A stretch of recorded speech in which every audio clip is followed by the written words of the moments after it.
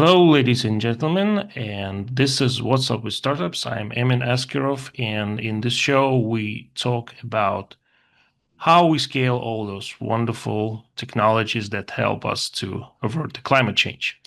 And we will speak about, uh, today, we will speak about hydrogen, the different colors of it, how to scale it, can we scale it, should we scale it, and what are the key challenges here. And for this interview, I have here a wonderful Casper Hadsberg, the founder of Deep Tech Venture Labs and a person who worked with over 20 hydrogen companies and now is working as a consultant, helping them to scale. Casper, welcome to the show. Thank you, Amin, and thanks for having me on. Great. Tell us a little bit about yourself, how you ended up in the clean tech startup world. I think not everybody came here like straight after the, university.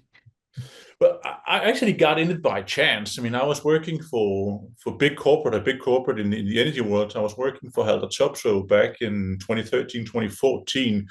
I got sort of again by chance into electrolysis, and that was their solid oxide electrolyzer business that was sort of just starting up back then. And interestingly enough, we were doing CO2 electrolysis, so CO2 to CO.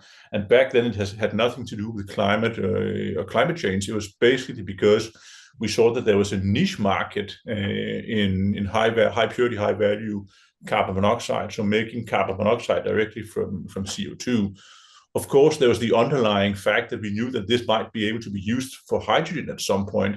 But back in 2013, 2014, there was really no hype around hydrogen. And then around 2015, 2016, things really took off, where we sort of pivoted more and more towards hydrogen and green hydrogen with the solid oxide technology. So that was sort of how I got gradually into it. And so, I mean, one thing is getting into it, another thing is staying. So, of course, I chose to stay. And the reason why I wanted to stay is that I see too few realists in this business and this industry. I mean, hype is getting better now, but 5, 6 years ago, there was like a crazy hype around green hydrogen. Everybody thought that this was the silver bullet that would save the world and make everything green and basically be the main key for unlocking a net zero future. Where I see myself as much more realistic. So looking at the hard facts about scaling deep tech, because I mean, it's more than just building a working prototype. So I mean, there's a long way from prototype to functioning product. I'm a realist there, but also somebody needs to pay.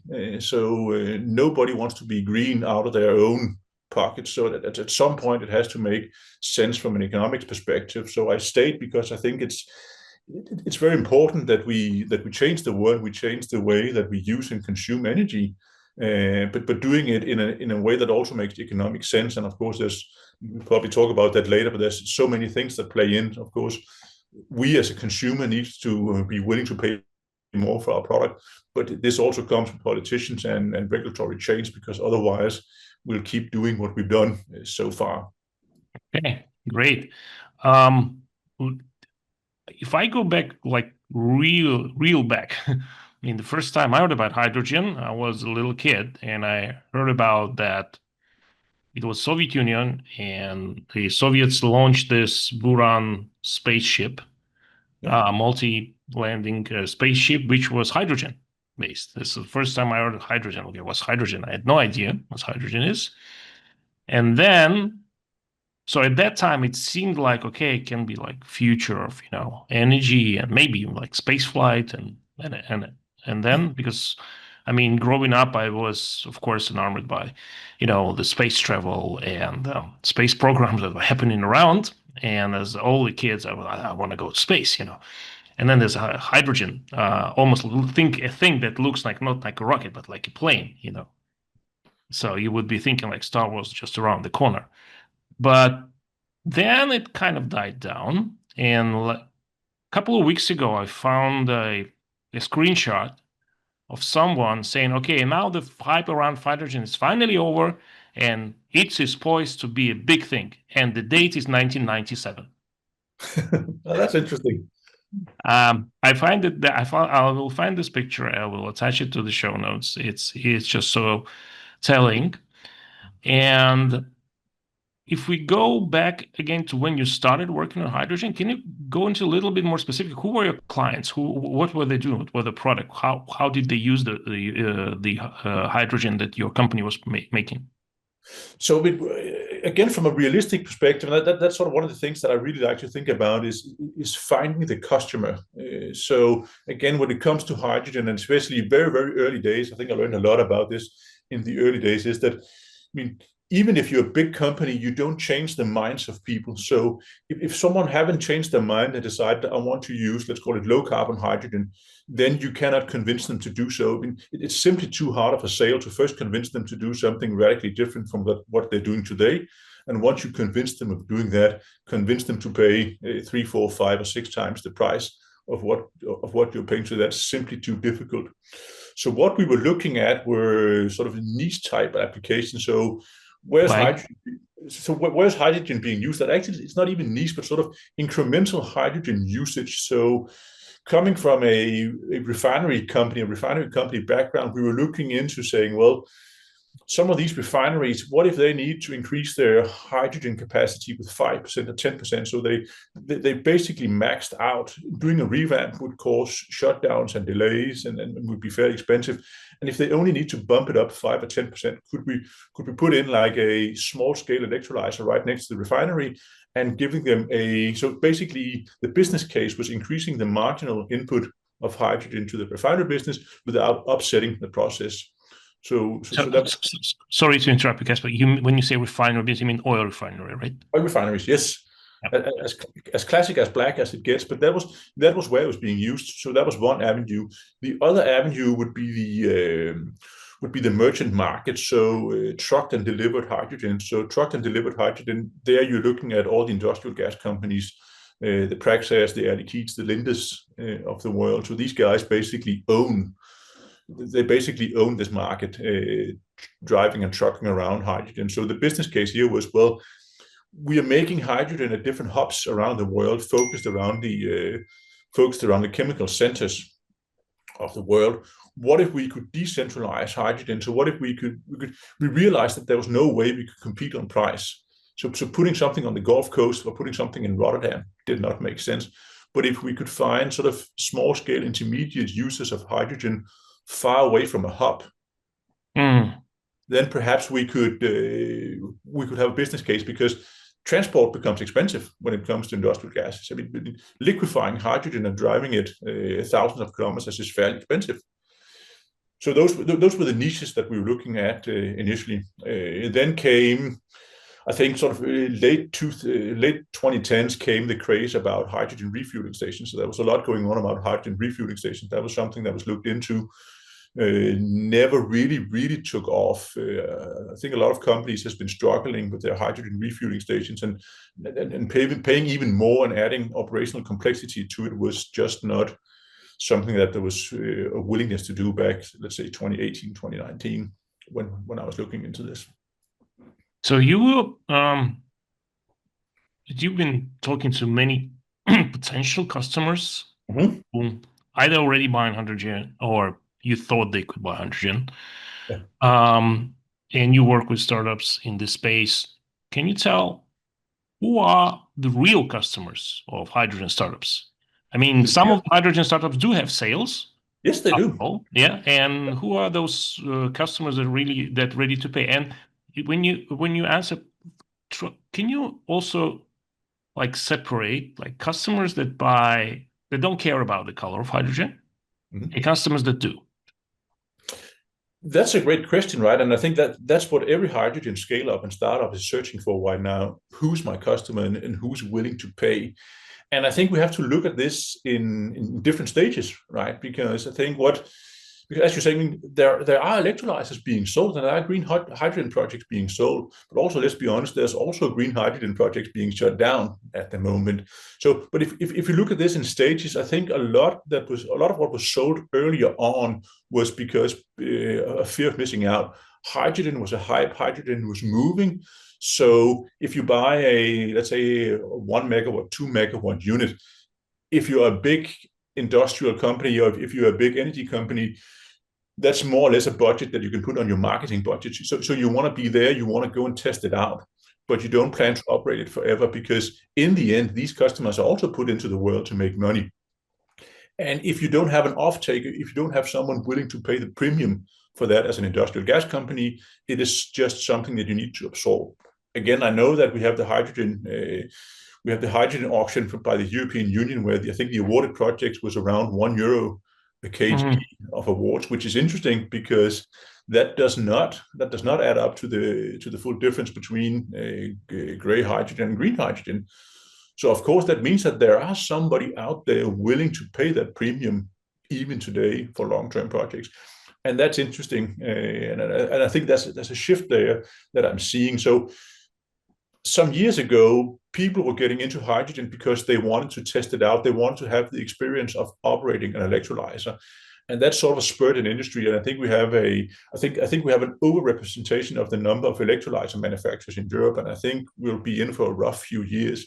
But some will come out on the other side and will be successful also longer term. And again, I think right now for the next few years there'll be fewer customers than there used to be, but there'll be some bigger projects. And if I look at application, and it's a core belief of mine that you need to look for the molecule. So those who need hydrogen would need it because they need the molecule. So that again sort of takes out a lot of storage. It takes out a lot of, hey, let's store energy so we can burn it later on. I think that's a fluke, and I think that will disappear over time, because I mean it really is my core belief that anything we can electrify, we should electrify. I mean, also as an engineer thinking about it, I mean, you make electrons somewhere from renewable energy, then you take those electrons, convert them into hydrogen, compress it, store it for a while, then you take it back to electricity. I mean, you had those electrons to start with, and of course, I know the interesting part. I mean, the problem that we're trying to solve as a society is that we can produce renewables at a time and at a place where we don't need them, and so we need to shift in time and space the production and the consumption of renewable electrons, and that is difficult. Hydrogen will play a role. It won't play a large role, because I think there are other interesting alternatives coming up. And that's a long segue to sort of answer your question about, so who needs it? I said molecules, and a great place for molecules, and one of the largest consumers of non-captive hydrogen is fertilizer. So I think fertilizers, you cannot electrify fertilizers because you need the molecule. So that's a very, very good place to start. And that's where I would put a ton of focus if I was a startup today. And that actually also takes it further on, because I think when we see what the IMO did, so some of their recent policy changes, the IMO is mandating. Excuse me, yeah, sorry, Casper. Can you clarify what IMO is? Sorry, yes. So the International Maritime Organization, they made some changes to their policies about carbon emissions, and they're basically internally taxing carbon emissions now, which is quite interesting. And I think one of the key contenders in the field of fuels is ammonia. So using ammonia as a fuel on a boat is a way of reducing emissions significantly. If that ammonia is green. I think Norway is very, very much on the forefront of doing this, and that's a very interesting market. So again, that could either be running that ammonia through a fuel cell, it could be cracking into hydrogen, running that through a fuel cell, or it could be a simple ammonia combustion engine. So those are the two areas I would focus very much on. Thirdly, I would focus on people needing high temperature applications. So hydrogen burns fairly hot, and perhaps hotter than where electricity makes sense. So that's one of the areas I would also look into. So that's where I see it. In terms of, if you are a startup and a scale-up, I would probably also look for partners. And I would probably look for partners with some of the smaller industrial gas companies, because they do have customers, but they don't necessarily have production. So I would use my limited sales resources to partner up with someone who already owns a customer, because a customer makes a difference in this world. And when you're coming out there as a startup, as a scale-up, the risk profile from the buyer is sometimes through the roof when you are there as a small startup scale-up company. And how would this? I would see that it was a little bit of a conflict. I mean, okay, you have a gas company, they sell some hydrogen to existing companies. Then there's a startup comes along and say, okay, hey, I have this technology. We can make green hydrogen and sell it to your customers. Yeah. Why would a gas company interested in that? But that's why I would go with some of the sub majors. So I wouldn't go with Linde and Air Product and Air Liquide and all the big ones. I would go with those who saw opportunity to venture into a new market, to venture, as I said earlier, the fact that all of a sudden with electrolyzers, we can better decentralize hydrogen production. So we can take hydrogen production from large scale petrochemical complexes out into having it localized. It's a simpler operation. We can localize it nearer the source, so it could allow for some of these sub majors to do an over the fence type operation into one of their existing customers. I think there's a win-win for everybody, a setup like that. Okay, and when this is very close, maybe to the next question. But I would still want to ask it because it may help to clarify the general principle here. So you work with many startups in hydrogen, and you work yourself in hydrogen. And when you try, and you work marketing, I think, right? Most of the time with them, marketing sales. So when you try to sell that, what is the main challenge when you go to a customer and you talk to them? And like, what is the 2080 principle? What are the customer really cares about in hydrogen, in buying hydrogen? When it's green hydrogen, of course, it's always the price, but that's more of a qualifier. So if you start talking to them and if you move on, they have accepted that there's a price premium to be paid. So if we forget about that and if we look at it from a procurement perspective, then the main challenge is credibility. Do you have a technology that actually works? So I typically work with these companies who are TRL level 4 to TRL level 7 or 8 and in that space. And I mean, let's look at what the market says. I really like to look at data. So let's look at who's selling electrolyzers. So those who are selling electrolyzers are some of the bigger ones. We got Siemens sold quite a few. And that's not because Siemens has a great technology that has the highest efficiency, which is very interesting because when you look at sort of all the marketing hype, everybody's talking about efficiency. And Siemens are moving product with something that has a low efficiency. So why are they able to do that? I think that's a very interesting question to answer.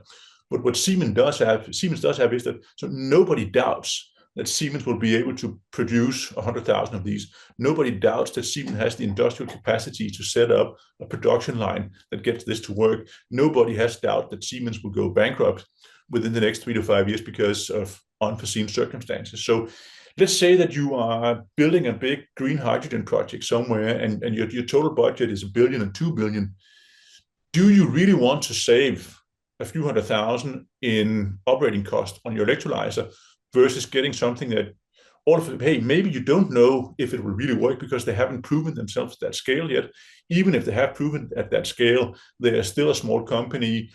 So there's so many uncertainties. And when you add all these things up, I think I see that as a major blocker for these small scale things moving in. And it's interesting when I have my conversations with these startups, it's sort of often these spin out of university PhD type, brilliant technical guys. And they always tell me, hey, Casper, but I mean, this is a completely de-risked product. There's no technology risk left. That's right, but technology risk is only a qualifier. Once you clear technology risk, they are looking at scaling risk and company risk and risk of delivery. And from a cultural perspective, the culture in a company being innovative versus the culture in a company being primed for delivering electrolyzers. I mean, making a manufacturing electrolyzers at large scale is not very different from an automotive manufacturing plant. I know we call it production, but in reality, unless you're talking solid oxide electrolyzers, production is really assembly. It's putting frames and electrodes together in stacks and assembling them in metal. So, and it's just sort of from a cultural perspective, being the innovative founder, innovator, moving into quality control and process is just a huge cultural transition inside the company. And I see a lot of companies struggling with this. And on the other side, so on the customer side, it makes customers nervous that you haven't delivered anything at this scale before. So that's why I see partnering as a way out of this conundrum. And are also seeing, so if you're looking at, often when I talk to my customers, they're searching for investors. And there are many different types of investors. I always advise towards getting someone that I would call a strategic investor. And that is getting someone who is willing to get a piece of your technology, install it and operate it at site. And if we're talking electrolyzers and some of the smaller scale electrolyzers, let's say we're talking a 3 to 5 to 10 million euro project.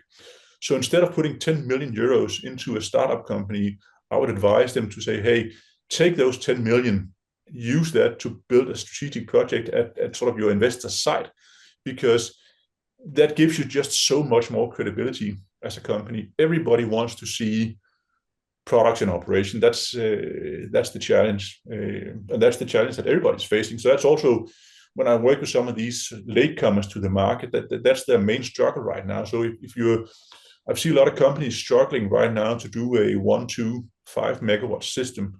And the problem is that all those who wanted to do 1, 2, 5 megawatt systems, they've already done it. They moved past it. That was the demo stage. And if you weren't there for the demonstration stage, now all of a sudden the world is at 20 or 50 megawatt systems. But they won't buy a system from someone who's only done half a megawatt or 1 megawatt system. So all of a sudden you're left behind. So that's why you really need someone willing to take that money and put it into a real project, because that's the only thing that can unlock the next level for you as an electrolyzer manufacturer. There's an interesting point you're making here, but not talking about. I will get there, but before that, there's let's get a little bit technical. I'm no engineer and I'm no hydrogen engineer, but I did the research with a very good team about hydrogen technologies for an investor once 2 years ago. And so when you speak about hydrogen, for hydrogen you need an electrolyzer. An electrolyzer is a kind of a sandwich. Big yes, one. That's very accurate. So you stack together plates like with membranes and electrodes and stuff, but you get them from somewhere. And one of the things I found during my research is that the quality of the membrane matters a lot. Yes, it does. And the companies that make membranes are not always the same companies that make electrolyzers. Nope. So there first of all, you have the risk of getting the wrong membrane and securing that membrane supply. And then you have the risk of assembly. So you screw up during the assembly process. Yeah. And then when you put it all into the system of making hydrogen, then you look at costs and you see that half of the costs of the system of operational or like capex costs, or let's say capex costs, half of the capex cost of the system is power, is your wind turbines or your solar panels or whatever power you're using. And then the rest is like balance of plant. I mean, balance of plant will takes about like 20 to 30%, I think, and the rest is your electrolyzer setup. Yeah. And in the electrolyzer setup, half of that is maybe up to half, maybe less. It's called cost membrane. I don't remember the exact figure, but I think it was quite significant. The membrane would take a lot. Yeah. So you basically squeezed, as I think, and I understand most of the hydrogen startups, which are in the molecules, and they are mostly in electrolyzer. Yeah. A lot of them are electrolyzer, but basically then you have two main types of electrolyzer. You have the alkaline electrolyzer, which was used like a long time ago, developed. There was no much innovation there.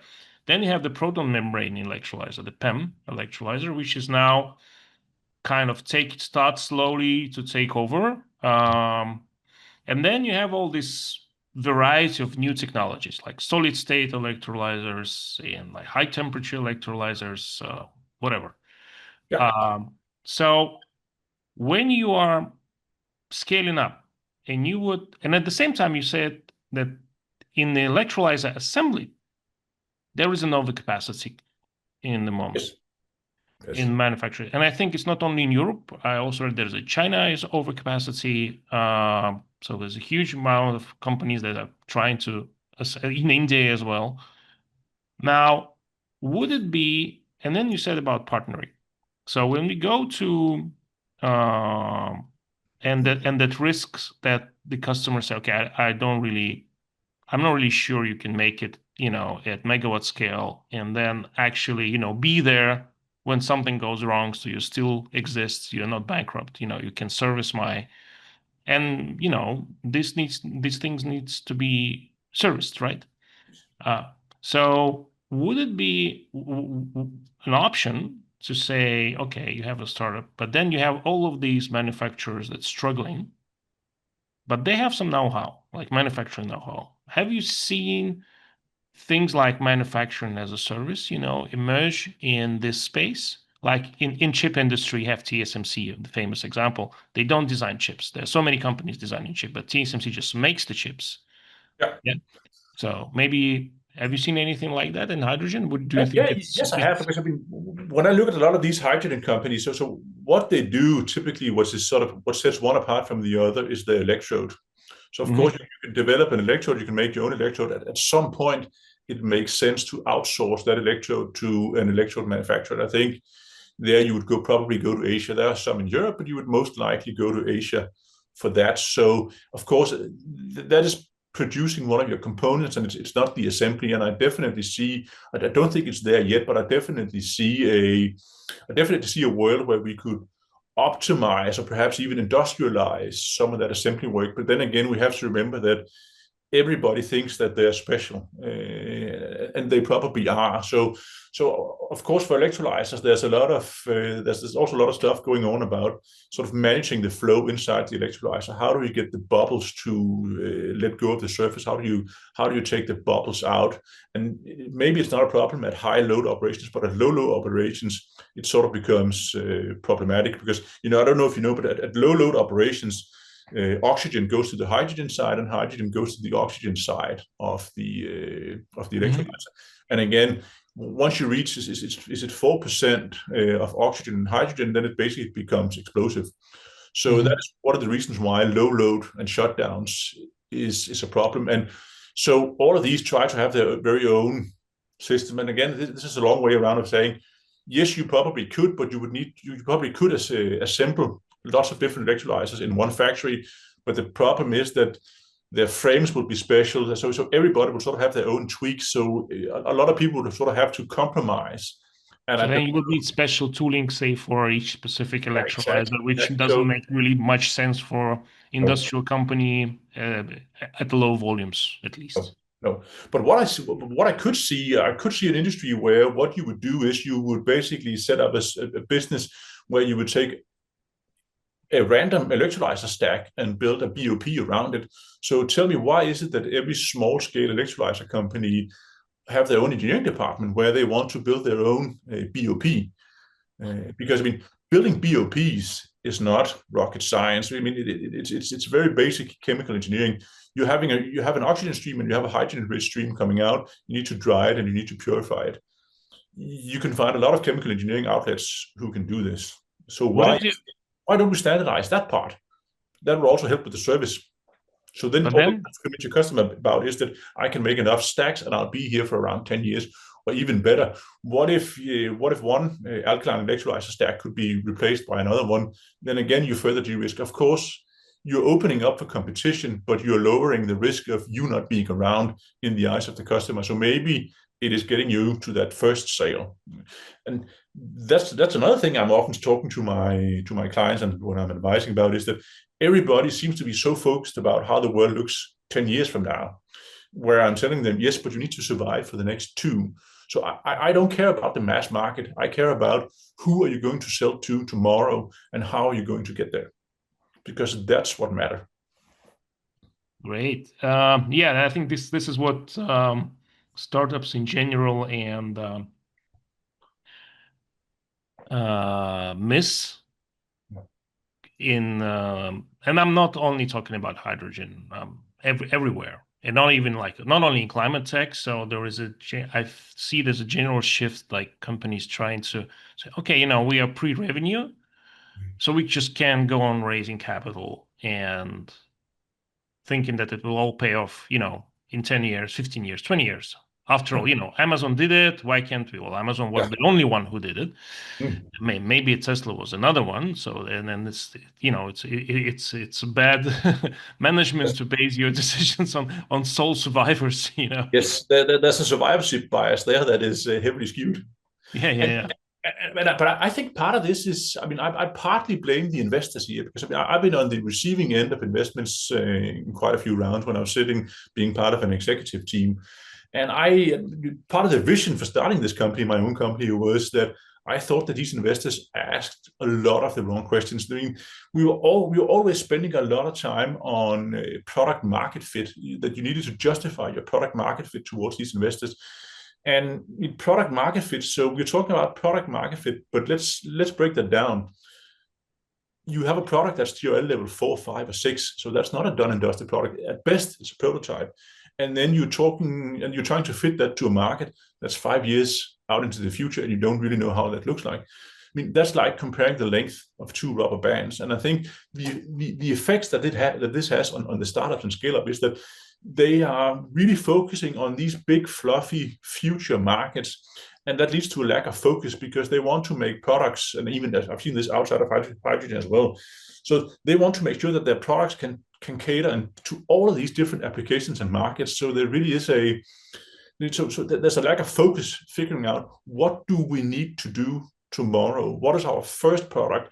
Let's nail that product roadmap to make sure that we have something that somebody actually wants and actually wants now, and not just sort of producing and making a technology for a hype that might be there. So I think it's really important to have that very short, very narrow focus. And I mean, I've never been in a startup scale up that had a focus I thought was too narrow. It's always the other way around. And then, interesting enough, as you start to struggle, so you're not getting the traction that you have, and your investors breathing you down your neck, you broaden your focus instead of narrowing your focus. And I think narrowing your focus from a product perspective is vitally important, because otherwise you don't get that exact product that someone's willing to pay for today. So you really get you get a jack of all trade but king of none.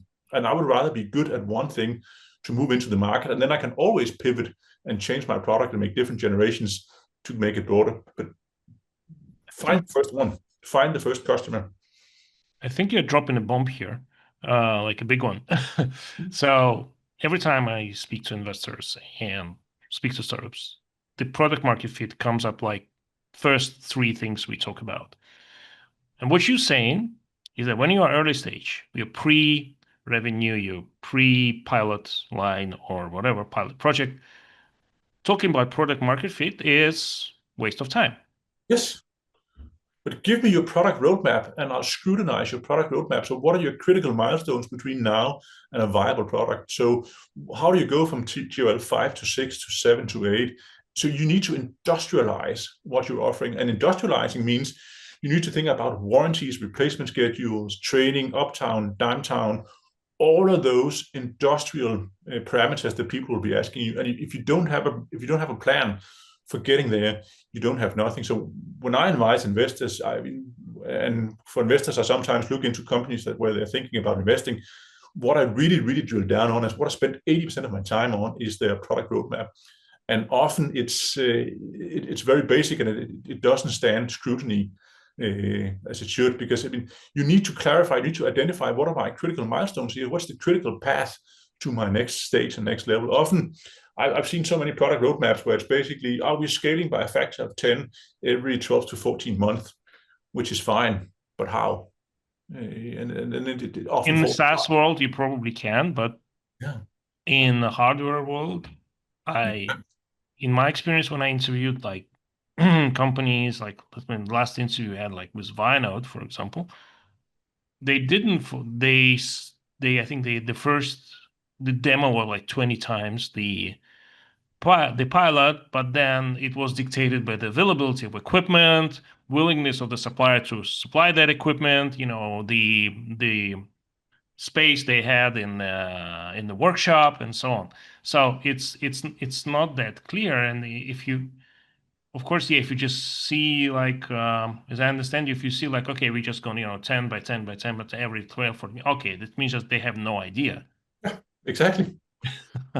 Especially in an industrial setup, I really like to draw out the map saying, okay, so by 2030, you want to have a product that is this size. Okay, then, or by 2035, then let's try and dial that back. So if you're selling a unit that size 1,000 in 2035, it'll take you 18 months to build. It'll take you 6 months to sell. But in order for you to be able to sell it, you need to have something that is at least a size 100. Okay. But to have that size 100, that needs to have been in operation for 12 months. Okay. So 12 months in operation, then 6 months, 12 months of production, 6 months of planning, 3 months of selling. So once you start dialing that down, you would often find that you should have started in 2010, but we are now in 2025. So, Yeah. but the good thing about that exercise is it also illustrates, okay, if you want to be here by 2035, I mean, you need to, in 2027, sell a unit that is at least this size, because otherwise your timeline is moving to the right.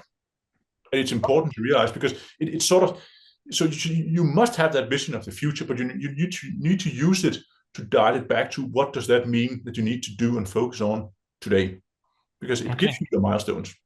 If you look. Great. Let's then, you mentioned several times, I mean, you need to find your first customer. This will be your product market fit, like the real one. And then you can also get that customer, co-invest in you, or, deploy your product. So how you do that? I mean, you're at TRL like 6, you're getting ready. How you get your first customer? You find someone who has a problem that your technology solves. So it's about solving a concrete problem. So how do you find it? I mean, you search long and hard. In my experience, I've been most successful targeting small entrepreneurial owner-led companies. So if you find someone where there's a short distance between decision-making power and whoever issues the money, is the way to go. I mean, more than anybody else, I burned my fingers on trying to work with the majors of different industries. The problem is, if you go into a world-class company, they have thousands and thousands of PhDs who can ask you lots of questions, and often you find that they're very interested in your technology from an academic perspective, but they're never going to buy. And again, you can easily be blinded as a small startup. The fact that one of the majors wants to talk to you. The problem is that it's not within their strategy at all. But there are just some people sitting there who, from out of an academic interest, think what you're doing is exciting. Yeah. But then they finally have someone to talk to. They finally have something to talk to. So I would say find those where you can find some entrepreneur who started a successful company who can change his business by going with what you have. So again, you're taking a chance, but he will also be taking a chance, but he needs to see an upside. And if you are a major company who counts successes in the hundreds of millions, then this doesn't move the needle. But if you can find someone where this does not bankrupt his company, but if successful, he would move into a new space where he can expand from, then you have a chance, because all of a sudden there's the investment that he's making and the loss that he's taking on the first project can make sense for him on a longer term perspective. And you're talking to the visionary guy. So that is so to me, it's more profiling the company and the culture than it is finding the application of the industry. Of course, that needs to match as well, but it's about finding a problem that you want to solve. And in this case, I guess the problem is, hey, I'm an entrepreneur, I build a successful company, but I want to expand into new areas of revenue, and going green and working with energy transition is something new for me, and I see a future in it. So the problem that he needs to solve is, I want to move into something new and green, and that's what you're helping him solve. But okay, where do you find them? I mean, you go to fairs, you have some databases to look, you go to some industry associations, or like workshops, talk shops. I go to fairs, I go to LinkedIn. I mean, personally, I'm very, very, very good at searching LinkedIn for announcements of what people are trying to do.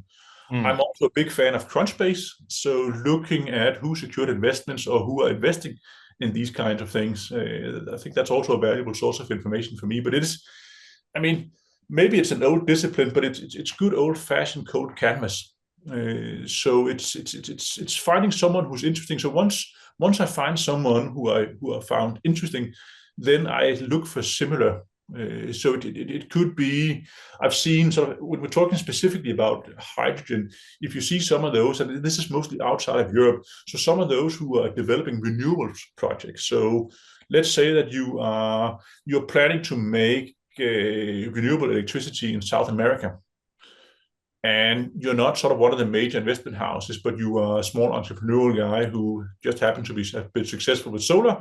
So you've been very successful with solar over the past 10, 15 years. Now you're moving into the major leagues, and now you want to export that energy.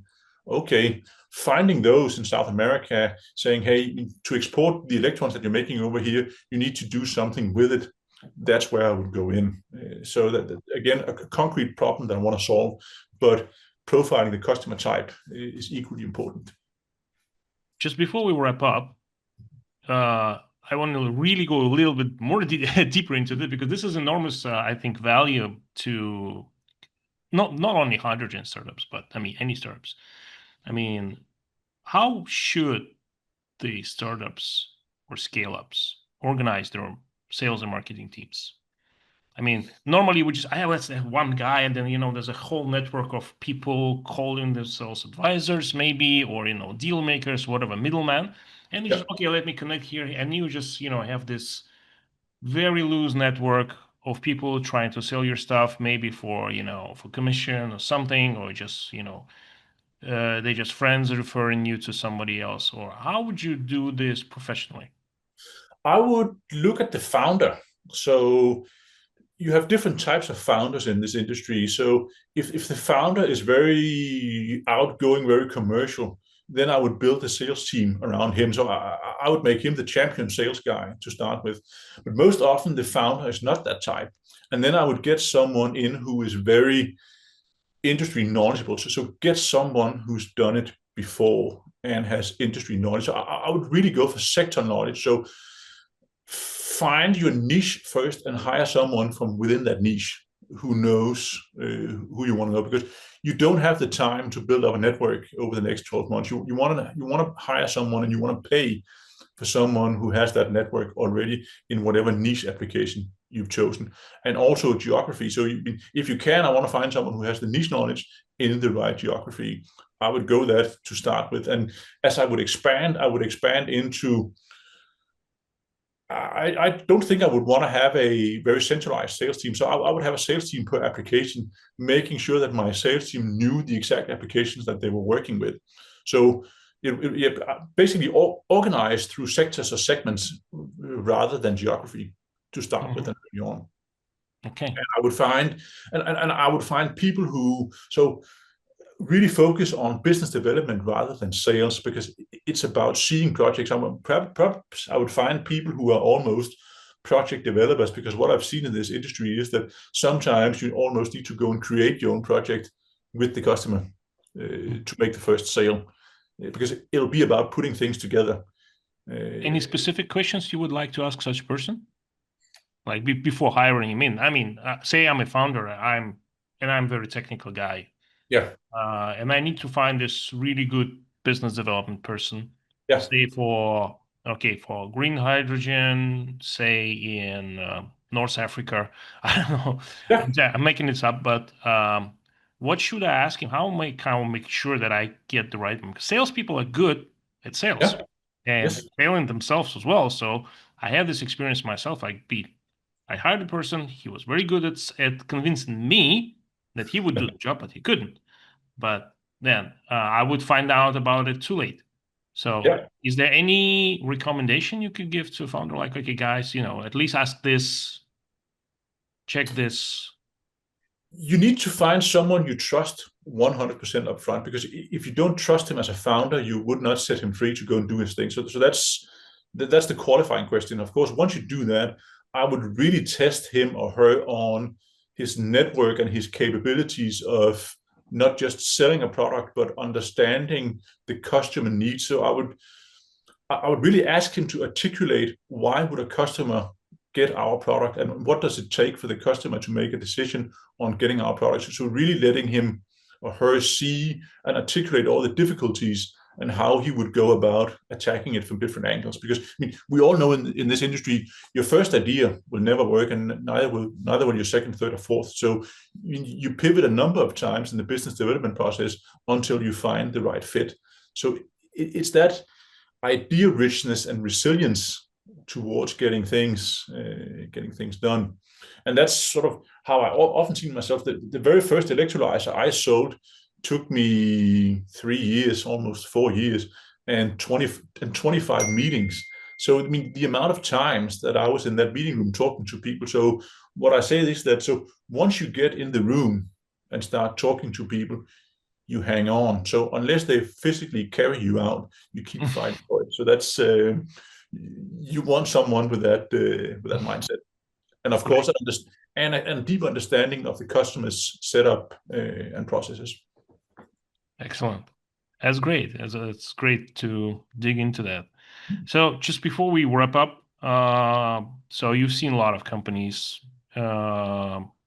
struggle and try, and what would you recommend to clean tech startups, not only in hydrogen, but maybe other spaces as well, who are just starting their growth, who are just, they're in this lab, they're 4 or 5, I don't know, 6. So, okay, we need to go for pilot. We need to start, actually going big. What is the main thing they should watch out for? 3 things. So first of all, find your focus. So what exactly is the product that you want to launch first? Not just sort of an idea in a marketplace, but really drill it down to what operational parameters do I need to achieve? What do I need to achieve in terms of uptime and downtime and product purity? So get all of those written down in a specification. Test that specification with potential customers, so you know that if I can make this, I will buy it. That's the first thing. Second thing is, then there's the relentless focus.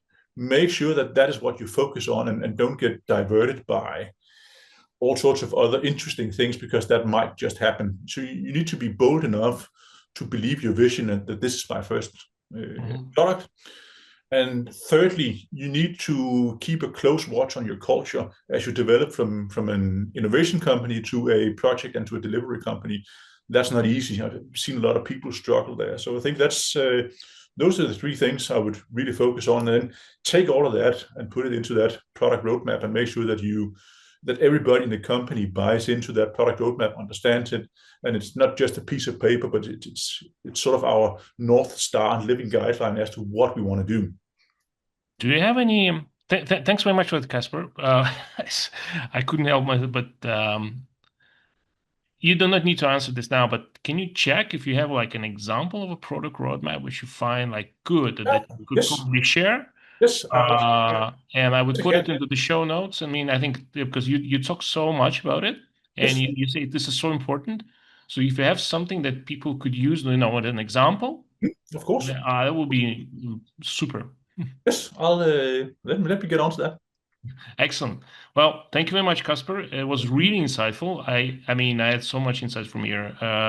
So yeah, I will be dissecting them and posting them separately. And I think there's tons of things that people can take here, not only from hydrogen industry. I think people from battery, renewables, fuels, circular materials, everybody who is dealing in some hardware can really take it.